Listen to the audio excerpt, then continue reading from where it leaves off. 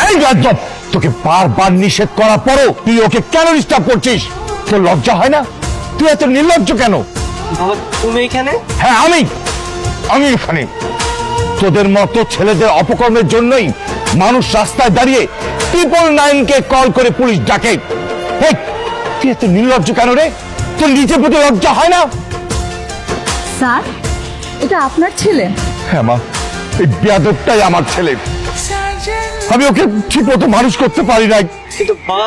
চুপ থাক, একটা কথা বলবি না। এতদিন আমার সরলতা দেখেছিস, ভালোবাসাটা দেখেছিস।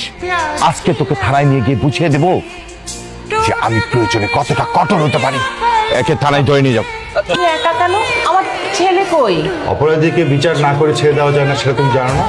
মানে কি? আর আমার ছেলেকে আনলা না, আবার বলতেছো অপরাধী? একদম চুপ থাকবা। ওই মেয়ের আশেপাশে হতে থাকবি, আর মেয়ের ছায়াও তুই পারাবি না বলে রাখলাম। মাহি, দাঁড়াও দাঁড়াও, তোমার সাথে আমার কিছু কথা আছে।